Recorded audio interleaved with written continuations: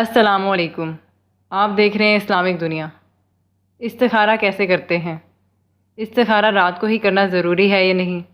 سونے سے پہلے استخارہ کرنا ضروری ہے یا نہیں؟ اور استخارہ کرنے کے بعد خواب کا آنا یا اشارہ ملنا ضروری ہے یا نہیں؟ آج یہ ساری باتیں میں آپ کو اس ویڈیو میں بتانے والی ہوں، تو ویڈیو کو سکپ کیے بغیر آخر تک دیکھیے گا اور اس ویڈیو کو لوگوں تک ضرور پہنچائیں، کیونکہ دین سے متعلق باتوں کو آگے پھیلانا صدقہ جاریہ ہے۔ اور اگر آپ نے ابھی تک میرا چینل سبسکرائب نہیں کیا تو پلیز میرا چینل سبسکرائب کر دیں اور ساتھ ہی بیل آئیکن کو پریس کر دیں تاکہ نئی آنے والی ویڈیوز آپ تک پہنچتی رہیں۔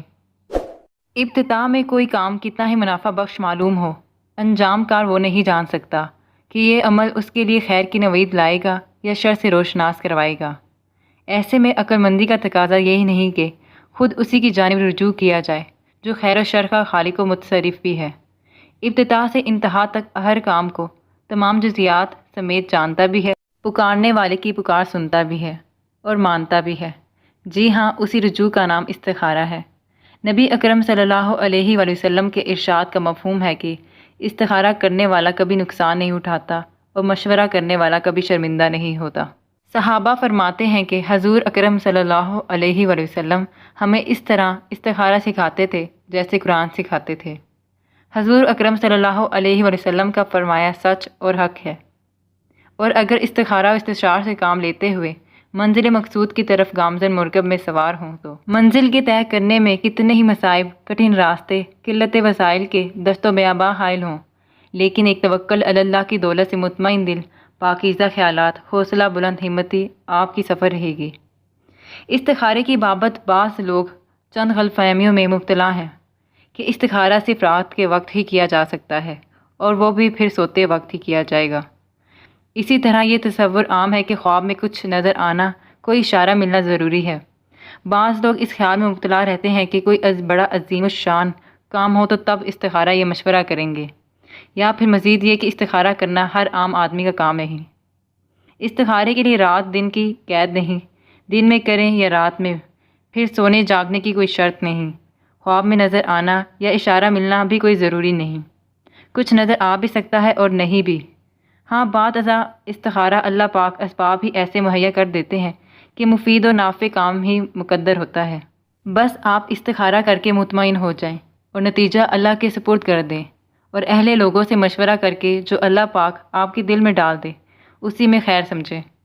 یقین جانیے استخارہ اور مشورے کے بعد اللہ پاک ہر نقصان سے آپ کی حفاظت کریں گے۔ ہاں، ساتھ ساتھ دعاؤں کی برسات جاری رکھیں۔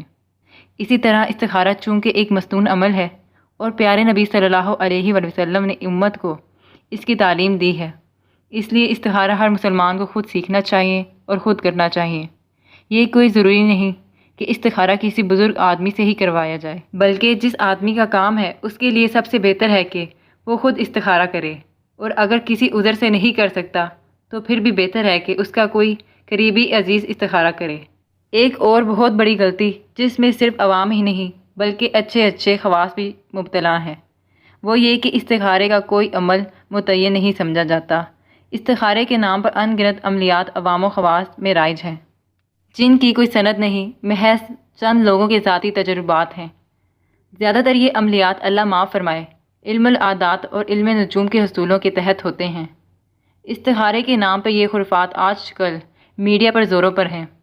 چند منٹوں میں آپ کے ہر سوال کا جواب دینے والے مسنون عمل کو پس پش ڈالتے ہوئے اپنے من گھڑت عمل کے ذریعے لاکھوں لوگوں کو گمراہ کر رہے ہیں۔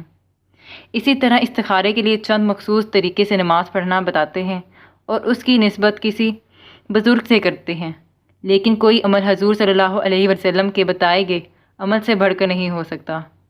استخارہ وہی ہے جو حضور صلی اللہ علیہ وسلم نے امت کو سکھایا، اور آپ صلی اللہ علیہ وسلم کا بتایا گیا طریقہ نہ صرف سنت ہونے کی وجہ سے دونوں جہانوں کی رحمتیں اور برکات سمیٹنے کا ذریعہ ہے، وہی بہت آسان بھی ہے جسے ہر شخص آسانی سے خود کر سکتا ہے۔ استخارہ کرنے کا مسنون طریقہ یہ ہے کہ پہلے 2 رکعت نفل پڑھیں، اس کے بعد خوب دھیان سے دل لگا کر یہ دعا پڑھیں۔ جب حاضر الامر پر پہنچے تو اس کے پڑھتے وقت اس کام کا دھیان کریں جسے کرنا چاہتے ہیں۔ اگر فی الفور استخارے کی ضرورت پیش آ جائے تو زبان سے یا دل ہی دل میں اللہم اغفر لی واغفر لی کا ورد کر لیجئے۔ انشاءاللہ اللہ پاک ضرور رہنمائی فرمائیں گے۔ اگر استخارے کے بعد کوئی کام کیا جائے اور بظاہر وہ کام آپ کو اپنے لیے مضر ثابت ہونے کا خطرہ ہو رہا ہو، پھر بھی یہی خیال رہے کہ اسی کام میں آپ کی بہتری ہے، جو ہو رہا ہے وہی نافع ہے، کیونکہ اللہ پاک کی حکمت و بصیرتوں کو ہم نہیں جان سکتے۔ اگرچہ ہم کم فہموں کو وہ کام بظاہر نقصان دہ محسوس ہو رہا ہے، لیکن یقیناً اسی میں ہی ہمارے لیے بہتری پوشیدہ ہوگی، جس کو ہم حالات کی گردش اور وقت کے ساتھ جان لیں گے۔ استخارہ ایسا فعل ہے کہ جو چاہے جب چاہے کر سکتا ہے۔ دن میں کئی کاموں کے لیے ایک سے زائد مرتبہ استخارہ کیا جا سکتا ہے۔ یہ تو اللہ پاک سے مشورہ اور بھلائی طلب کرنے کا ذریعہ ہے۔ اس سنہری اصول کو عملی زندگی میں یقینی بنائیں، خواہ مسرت و شادمانی کے دلکش لمحات ہوں یا غموں کی تاریک گھڑیاں، اس کی برسات سے یقیناً آپ کے لیے کامیابی کی راہیں ہموار ہوں گی اور دنیا اور آخرت میں سرخروئی نصیب ہوگی۔ خدا کرے عمل نصیب ہو، طلب نصیب ہو، اخلاص کی برکھا اور دل سوزی کی متاع بھی۔ اپنا خیال رکھیے گا، دعا میں یاد رکھیے گا۔ اللہ حافظ۔